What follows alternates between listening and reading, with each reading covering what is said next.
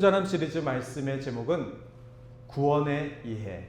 요한복음 3장을 통하여서 구원의 이해라는 말씀을 함께 나누도록 하겠습니다. 오늘 본문 말씀은 3장 3절서부터 7절까지 우리가 보았는데 우리가 보지 않았던 그 다음 절 말씀을 소개합니다. 우리 8절 말씀입니다. 바람이 임의로 불매 내가 그 소리는 들어도 어디서 와서 어디로 가는지 알지 못하나니 성령으로 난 사람도 다 그러하리다. 3장 8절에 보면은 바람이라는 단어가 나옵니다. 여러분, 바람은 어떻습니까? 시원하죠. 하지만 그 바람은 예측할 수가 없습니다. 바람이 불기 때문에 우리는 바람이 분다라고 얘기합니다. 그러나 바람이 부는 걸 알지만 이 바람이 어디서 어떻게 부는지 알 수 없습니다. 이른가 보다 하면 또 이쪽에서는 바람이 서쪽에서 불기도 하고 또 뒤돌아서면 저쪽에서는 바람이 왼쪽에서 부는 것 같고 돌아서면 오른쪽에서 부는 것 같고 우리가 바람은 알 수 있습니다. 느낄 수 있습니다. 그러나 바람을 예측할 수가 없습니다. 예수님도 동일하게 이 바람을 소개하셨습니다. 바람이 임의로 불매 너희가 그 소리는 들어도 바람은 느낄 수 있어도 어디서 와서 어디로 가는지 알지 못한다. 이와 같이 성령으로 난 사람도 다 그러하리다. 바람이라는 것을 설명하면서 성령으로 난 사람이 바람 같다라는 것을 설명하십니다. 오늘 이 말씀을 먼저 소개하는 이유는 우리가 3절서부터 7절까지 굉장히 중요한 예수님의 이야기가 있습니다. 그것은 니고데모라는 사람이 예수님께 찾아와 구원을 어떻게 받을 수 있습니까? 실제로 단어에는 거듭남이라는 단어가 나옵니다. 우리 작년에 거듭남에 대한 설교를 함께 나눴었는데 제가 어떻게 하면 다시 태어날 수 있습니까? 이 질문을 창조의 주인이신 예수님께 한 것입니다. 하나님께서 이 땅을 창조하셨는데 제가 창조물인데 어떻게 하면 다시 태어날 수 있습니까? 이 질문에 대한 예수님의 정답은 이제 앞으로 나오게 될 텐데 그러면서 성령의 사역에 대해서 이 바람이라는 매개체를 소개하고 있습니다. 그러면 저는 오늘 여러분이 이미 잘 알고 있는 구원에 대해서 그리고 거듭남에 대해서 소개하기 전에 성령의 사람은 어떤 사람인가? 그리고 예수님이 말씀하신 성령의 사람은 바람과 같은 성격을 갖고 있는데 그러면 성령이라는 것은 어떤 분이시고 성령의 사람은 어떤 성격을 갖고 있는지 특히 어떤 상태에 놓여 있는지 그 부분에 대해서 오늘 말씀을 드리고자 합니다. 지난 한 주 동안에는 캐나다는 마치 브레이크였습니다. 그래서 아이들이 있는 집들은 일주일 동안 학교를 가지 않기 때문에 봄방학을 보냈습니다. 아이들과 봄방학을 함께 지내고 있으면은 내 자식이더라도 미울 때가 있습니다. 적당한 시간 떨어져 있어야 되는데 아침부터 저녁까지 함께 있으려니까 어떤 일정 시간대마다 불끈불끈 속에서 끓어오르는 화가 보입니다.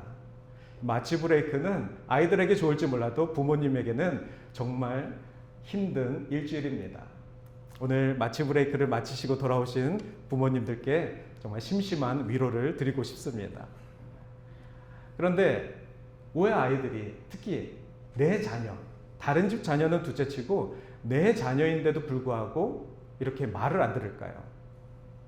저는 이번 한 주 동안 아이들을 케어하면서 계속해서 작년 마치 브레이크를 생각했습니다. 한 살 전 아이들이 훨씬 낫다. 지금보다 한 살 전 내 아이들이 훨씬 내 말을 잘 들었던 것 같습니다.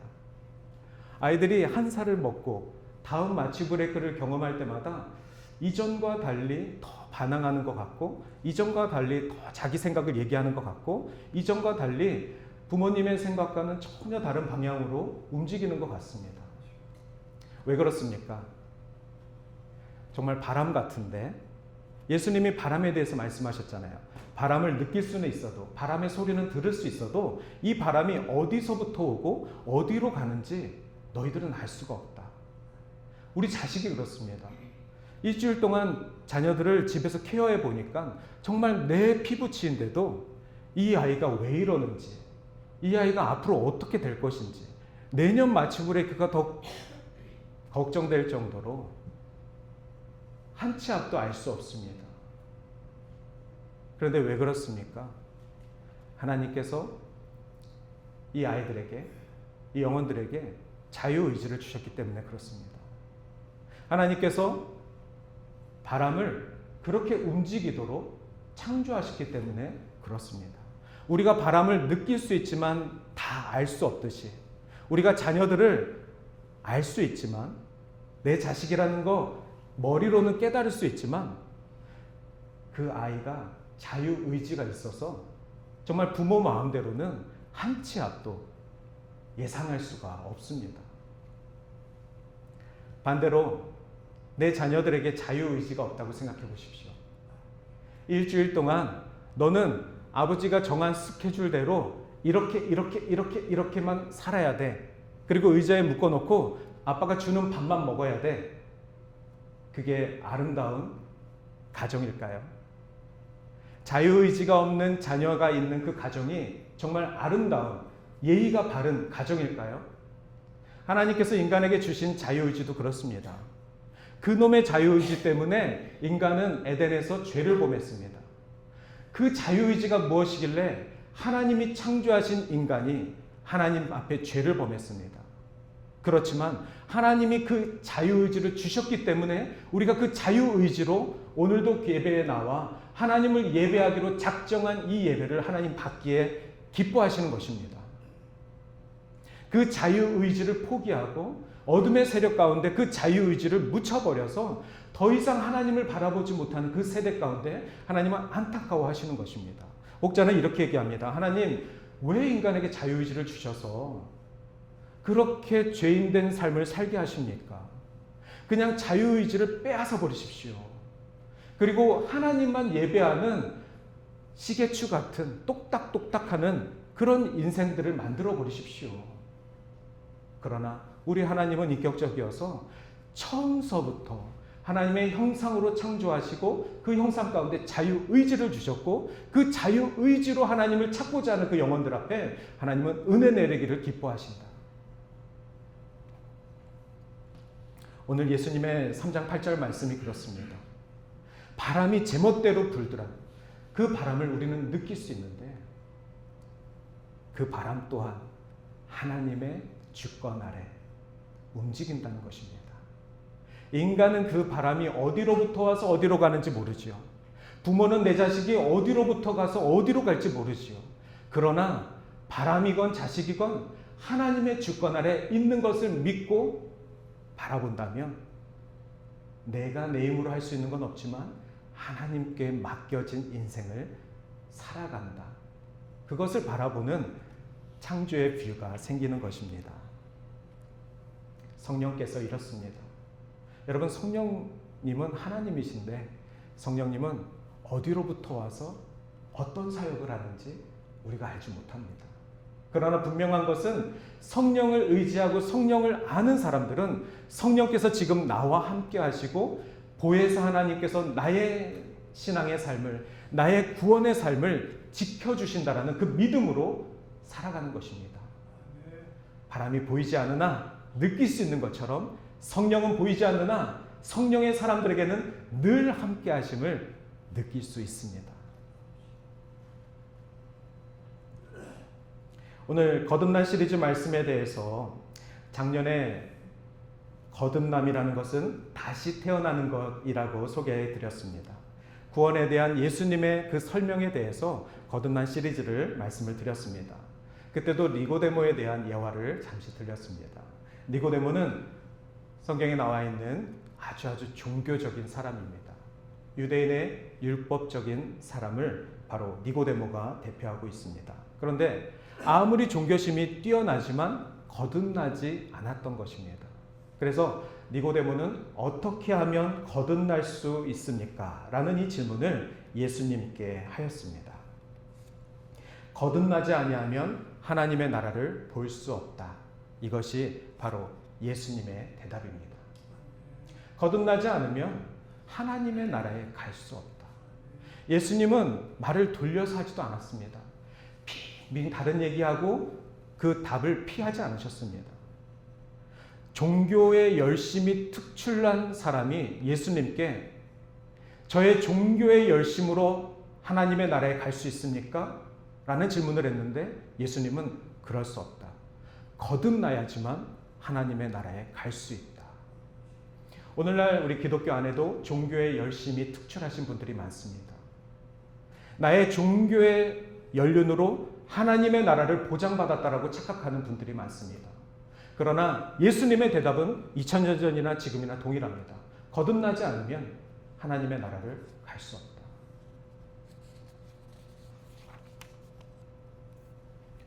계속해서 예수님은 이렇게 말씀하십니다. 사람이 물과 성령으로 나지 아니하면 하나님의 나라에 들어갈 수 없다. 거듭나지 않으면 하나님의 나라에 들어갈 수 없고 불세례를 받지 아니하면 하나님의 나라에 들어갈 수 없다. 이것은 저의 설교가 아니라 예수님의 정답이었습니다. 우리는 순간순간 하나님의 나라는 어떤 나라이고 하나님의 나라를 어떻게 하면 갈 수 있고 그리고 이 땅 가운데 살아가면서 저 성숙한 크리스찬처럼 나도 하나님의 나라 정말 행복한 크리스찬의 삶을 살아가고 싶다. 은혜 충만한 하나님의 나라를 경험해보고 싶다. 어떻게 하면 가능할까? 이 질문에 대한 대답을 예수님은 이렇게 명확하게 말씀하셨습니다. 거듭나야 된다. 물세례, 불세례를 받아야 한다. 물세례는 무엇입니까? 예수님도 세례 요한에게 받았던 물세례입니다. 그것은 정결 예식입니다. 이 물세례를 패스하고 거듭났다라고 말할 수가 없습니다. 그런데 주의하십시오. 유대인들도 할례를 받아야 구원받은 줄 알았습니다. 난지 8일 만에 할례를 받아야지만 구원받은 백성이라는 징표라고 믿었습니다. 그런데 그 열심이 나중에 어떻게 됐습니까? 할례 받지 않은 이방인들에게는 구원이 없다라고 정죄한 것입니다. 그것을 신학적으로 바울이 풀어냈습니다. 그렇다면 우리가 받은 물세례는 무엇입니까? 예수님이 받은 물세례는 무엇입니까? 그 물세례는 구원에 대한 보증수표가 될 수 없습니다. 그러나 그 물세례를 받고 불세례를 받아야지만 하나님의 나라에 들어갈 수 있다라는 예수님의 이 정답을 믿고 듣고 실천해야만 하는 것입니다. 우리 모두 다는 세례를 받았습니다. 물 세례를 받았습니다. 그것은 정결의식입니다. 정결의식이라는 것은 내가 하나님 앞에 하나님의 자녀의 삶을 살아가겠다라는 워싱을 한 것입니다. 우리가 좋은 자리에 나갈 때 샤워를 하고 옷매짐을 바르게 하고 나가지 않습니까?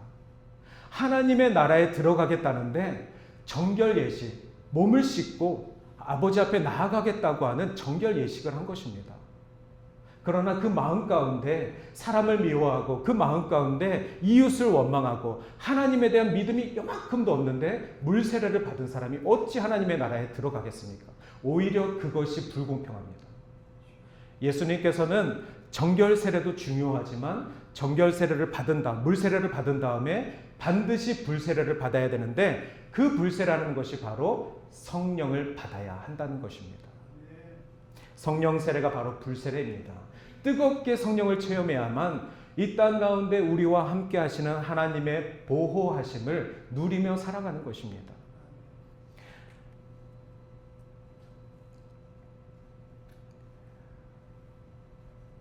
유아 세례라고 아십니까?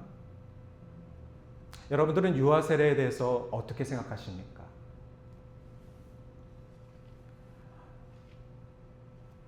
태어난 지 얼마 되지 않은 아이가 세례를 받습니다. 그 세례는 물 세례입니까? 불 세례입니까? 하나님의 나라에 들어갈 수 있는 조건이 됩니까? 이 질문에 대해서 2000년 동안 기독교인들은 수많은 연구를 했습니다. 저와 여러분은 예수 믿기를 작정하고 교회에 나와 어떻게 하면 구원받은 성도가 될 수 있습니까? 니고데모 같은 질문을 할 수 있습니다. 그러면 교회에서 세례를 받으십시오. 그래서 우리는 세례 교육을 받고 세례를 받습니다. 2000년 전 초대교회는 아무나 세례 주지 않습니다. 철저하게 신앙을 점검하고 철저하게 믿음을 확인한 후에 세례를 줍니다. 아무나 세례를 주지 않는다는 말은 지금은 그렇게 철저한 신앙 교육을 하고 세례를 주지 않는다라는 요즘 교회 현실을 말씀드린 것입니다. 세례라는 것은 아무나 주는 것이 아니라 철저하게 예수를 나의 주로 고백하는 삶을 살겠다라고 회개한 성도님들에게 주는 의식입니다. 근데 유아 세례가 문제가 된 것입니다. 이 어린아이가 이 땅에 태어났으면 누구나 다 죄인인데 이 어린아이가 무슨 죄를 지었겠습니까? 태어난 지 하루밖에 되지 않은 이 어린아이가 무슨 죄를 얼마나 지었겠습니까? 그런데 성경은 모든 사람은 다 죄인이다 말씀하셨습니다. 그러니 지금 태어난 그 아이도 죄인입니다. 6절에 보시면 육으로 난 것은 육으로, 영으로 난 것은 영이라고 하였습니다. 아무리 태어난 지 24시간이고 아무리 태어난 지 100일이 되었다고 해도 그 아이는 육으로 태어났기 때문에 죄인일 수밖에 없는 것입니다. 그러나 그 아이가 말을 할 수 없습니다. 말을 하지 못하는데 어떻게 죄를 회개합니까? 죄를 회개하지 않았는데 어떻게 세례를 줍니까? 그래서 유아 세례라는 것을 만드는 것입니다.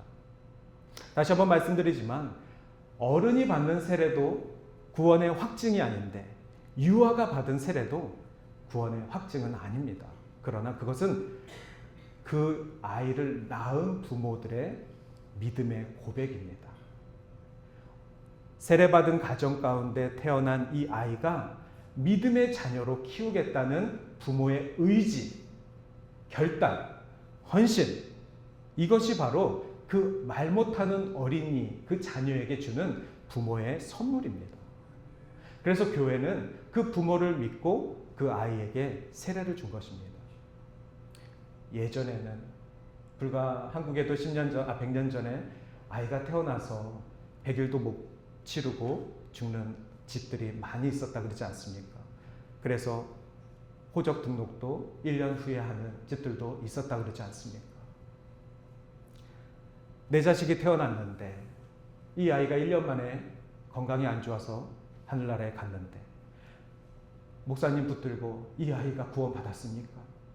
이 아이가 세례를 받았는데 구원받았습니까? 이 아이는 어떻게 되는 것입니까? 이 수많은 질문 속에 수많은 원망과 수많은 눈물 속에 유아 세례는 부모님의 그 믿음을 통해서 우리가 세례자로 받아주겠습니다.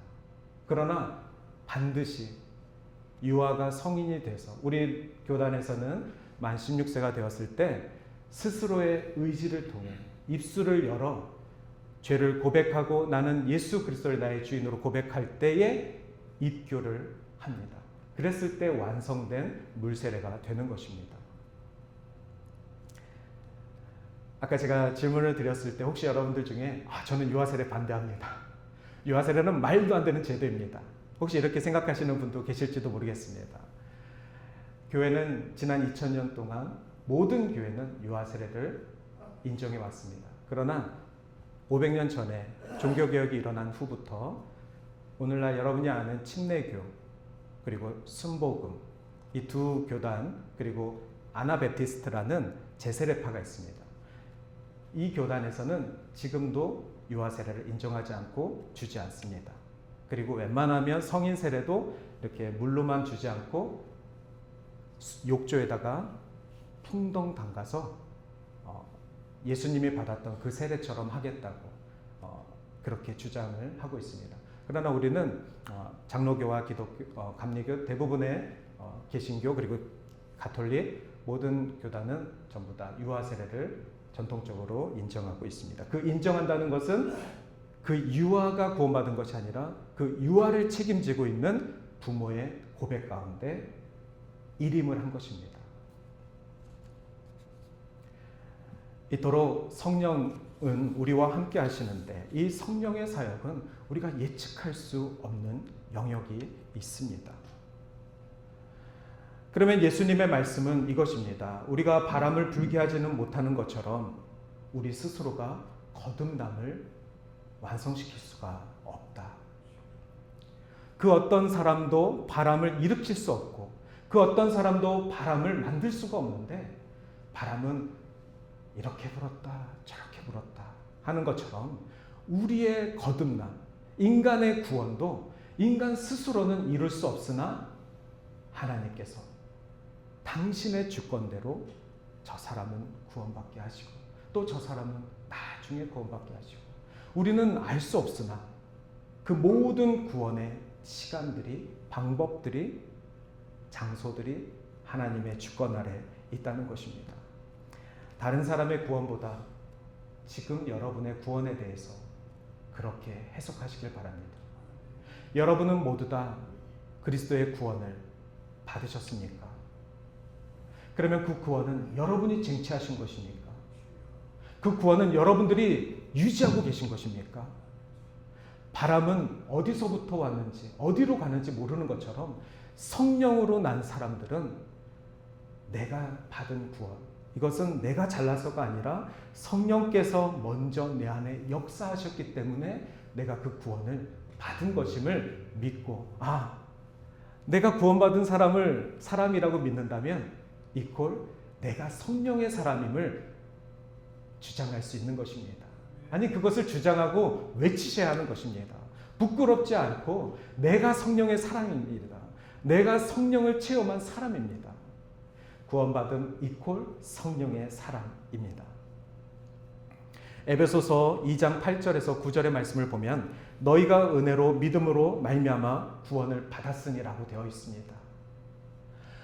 우리의 구원은 하나님의 은혜로 된 것이지 우리의 그 어떤 신앙의 열심으로 된 것이 아닙니다. 이것은 너희에게서 난 것이 아니니 하나님의 무엇이라고요? 네, 우리 모두는 선물을 받았습니다. 하나님이 우리에게 거저 주신 선물입니다. 그런데 그 선물을 주기 전 성령께서 역사하셨기 때문에 그 선물을 우리가 받아 누릴 수 있다는 것입니다. 오늘 교회에 오신 여러분들, 처음 교회에 오신 그분조차도 내가 내 발로 온 것이 아니라 성령께서 오늘 역사하셔서 내 발을 옮기셨도다. 그리고 성령께서 역사하신 그 이유에는 반드시 나에 대한 콜링이 있다는 것입니다. 그러면 우리는 무엇을 해야 합니까? 하나님, 성령이 나와 함께 하심을 믿습니다. 오늘 나에게 성령께서 주신 은혜가 무엇입니까? 오늘 나를 주의 전으로 옮기신 그 은혜가 무엇입니까? 그 은혜를 통해서 내가 어떻게 살아야 하는 것입니까? 이 질문이 우리와 함께 하시는 성령님께 늘 기도해야 될 내용입니다. 그러니 성령의 사람은 이렇게 주와 함께하는 사람입니다. 하나님께서 교회에 주신 가장 중요한 사명은 바로 복음을 전하는 것입니다. 복음의 핵심은 하나님은 죄인을 구원하신다. 인간의 의로움이나 종교적인 열심은 구원을 가져올 수 없다. 예수님도 니고데모에게 동일하게 말씀하셨습니다. 사람이 거듭나지 아니하면 하나님의 나라를 볼 수 없다. 말씀 13절 말씀입니다. 요한복음 3장 13절에 예수님께서 스스로를 하늘에서 내려온 자, 곧 인자 외에는 하늘에 올라간 자가 없느니라. 오직 우리 하나님, 하늘로부터 오신 하나님께서 하늘로 올라가시는, 오직 인자 외에는 위로부터 오신 분이 없다라는 것입니다. 왜 다른 종교에서 신을 찾고자 하십니까? 왜 다른 종교에서 구원을 찾고자 하십니까? 위로부터 오신 하나님, 그 예수님만이 우리가 구원을 얻을 수 있는 유일한 길이며 니고데모에게 주신 그 해답이 바로 우리에게 주신 해답입니다. 오늘 설교의 제목은 구원의 이해입니다. 제목 자체는 굉장히 어렵습니다. 구원이라는 단어 자체가 어려운데 구원에 대한 이해를 어떻게 할 수 있겠습니까? 저는 구원의 이해에 대해서 두 가지로 정리하겠습니다. 첫 번째는 스스로 구원할 수 없다. 두 번째는 하나님께 완전히 의존해야 한다. 이 두 가지를 꼭 기억하십시오. 여러분이 받은 구원은 스스로가 얻은 것이 아닙니다. 하나님께 전적으로 의지할 때 그것을 주신 것입니다. 그러면 어떻게 우리는 반응해야 됩니까? 구원을 이해한 우리들은 어떻게 반응해야 됩니까? 요한복음 3장에 보시면은 니고데모의 행동을 통해서 우리가 알 수 있습니다. 니고데모는 밤에 아무도 보지 않는 그 어두운 밤에 예수를 찾아왔습니다. 그것은 시간적으로 밤일 수도 있지만 영적으로 어둠 가운데 있는 사람이라는 뜻입니다. 시간적으로도 아무도 보지 않는, 다른 유대인들이 안 봤으면 좋겠으니까 아무도 보지 않는 밤에 갔을 수도 있고, 두 번째는 영적으로 이 사람이 어둠 가운데 있었다라고 해석할 수도 있습니다. 어둠 가운데 있었던 니고데모가 빛이신 예수님께 나아간 것입니다. 다른 사람들의 시선이 의식되지만 내가 지금 어둠 가운데 있는 것이 너무 힘들어서 빛 가운데 나아간 것입니다. 그것은 성령께서 역사하셔서 니고데모라는 사람이 예수님께 나아갈 수 있었던 것입니다. 그런데 나아가야지만 빛이신 예수님을 만날 수 있는 것이죠. 그리고 니고데모는 예수님의 말씀을 들었고, 그리고 나중에 예수님께서 십자가에 돌아가셨을 때 아리마대 사람이 자기가 준비해 놓은 무덤을 예수님께 드리고자 바로의 로마 황제에게 예수님의 시신을 저에게 주십시오. 그래서 예수님의 시신을 가져다가 아리마대 사람이 자신의 그 무덤 속에 예수님을 안치하였습니다. 그런데 그때 요한복음 19장에 보면은 그때 니고데모가 등장합니다. 니고데모가 등장해서 향유를 들고 옵니다. 향유는 시체를 닦는, 시체의 썩은 내를 가리우는, 그래서 니고데모가 향유를 가지고 오고, 그리고 세마포로 예수를 장사 지내더라. 어둠 가운데 있었던 똑똑한 종교인이 빛이신 예수님께 나와 예수님께 인생의 정답을 들은 후 그의 인생이 바뀌어 예수님의 십자가 죽음 앞에 정성껏 예물을 드린 것입니다. 니고데모의 인생처럼 우리들도 늘 질문이 있습니다. 우리들도 늘 다른 사람의 시선이 두렵습니다. 그러나 우리는 매주 주님 앞에 나아가기를 니고데모처럼 하고 있습니다. 그리고 질문합니다. 주님, 내가 구원받은 사람으로서 잘 살아왔습니까? 제가 성령의 사람으로서 잘 살아왔습니까? 예수님은 니고데모에게 하신 말씀처럼 동일하게 얘기하십니다.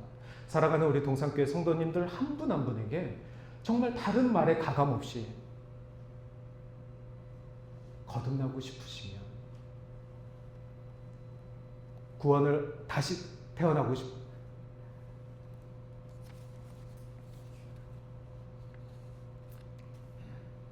거듭나지 않으면 하나님의 나라에 들어갈 수가 없습니다. 물 세례를 받지 아니하면 하나님의 나라에 들어갈 수가 없습니다. 성령을 체험하지 아니하면 하나님의 나라에 들어갈 수 없습니다. 이것을 동일하게 예수님이 말씀하십니다. 성령의 바람 같은 사역을 소망하십시오. 여러분의 의지와 여러분의 노력과 여러분의 종교의 열심으로가 아니라 성령께서 나와 함께 하심을 자유하게 맡기시길 바랍니다. 두려워하지 마시고 오늘도 성령께서 여러분의 그 작은 상처까지도 회복시키시며 싸매주시며 새 사람으로 만드실 것을 믿습니다. 말씀을 마치겠습니다. 구원의 이해 두 가지. 스스로 구원할 수 없다. 하나님께 완전히 의지해야 한다. 이 시간 함께 귀한 찬양을 나누고자 합니다. 여러분 주보에 제가 악보를 나눠드렸는데, 제가 이번 부활절을 준비하면서 이 찬양이 계속해서 제가 묵상하는 찬양입니다. 저도 처음 부르는 찬양인데 우리 사랑하는 동산교회 모든 성도님들과 이 찬양의 가사를 함께 나누고 싶습니다. 이 악보에 보시면은 밑에서 네 번째 줄에 보면은 후렴절이 있습니다. 할렐루야 주의 이름 찬양해. 할렐루야 내게 자유 주셨네. 죄의 저주 끊으시고 구원의 주 그 이름 주 예수 내 산 소망. 할렐루야, 할렐루야, 주를 찬양합니다. 그 예수님은 나의 산 소망 되십니다. 그래서 이 찬양의 원문의 제목은 Living Hope입니다. 산 소망, 바로 예수 그리스도. 그 예수 그리스도를 여러분에게 전하고 싶습니다. 우리 가사를 묵상하며 함께 찬양하시겠습니다.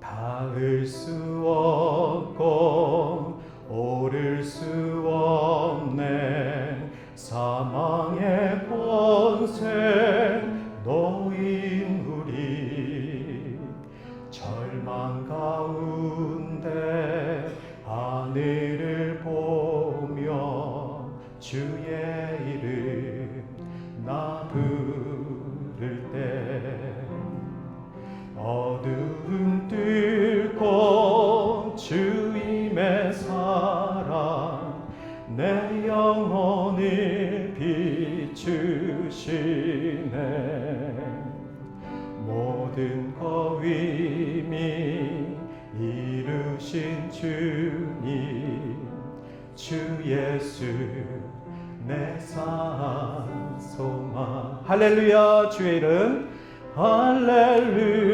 할렐루야 주의 이름 찬양해 할렐루야 내게 자유 주셨네 자의 저주 끊으신 구원의 주 그 이름 주 예수 내 산 소망 할렐루야 할렐루야 주의 이름 찬양해 할렐루야 내게 자유 주셨네 죄의 저주 끊으신 구원의 주 그 이름 주 예수 내 산 소망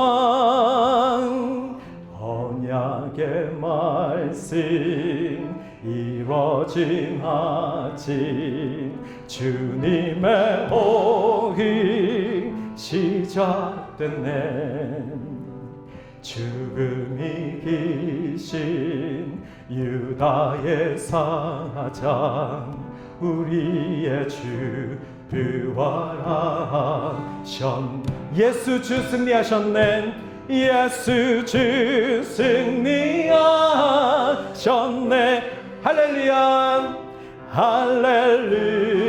할렐루야 주의 이름 찬양해 할렐루야 내게 자유 주셨네 죄의 저주 끊으신 주원의 주 그 이름 주 예수 내 산소 마지막으로 우리 할렐루야 할렐루야 주의 이름 찬양해 할렐루야 내게 자유 주셨네 죄의 저주 끊으신 구원의 주 그 이름 주 예수 내 산 소망 이 시간 우리 함께 기도하시겠습니다. 주님 오늘도 우리의 산 소망 되시며 나의 구원의 문 되신 예수 그리스도만 의지하며 나아갑니다. 우리를 구원하여 주셔서 감사합니다. 성령의 새 사람 되게 하심을 감사합니다. 오늘도 주로 인해 구원받은 주의 백성 감사하며 주 앞에 나아가기를 원합니다. 같이 기도하겠습니다.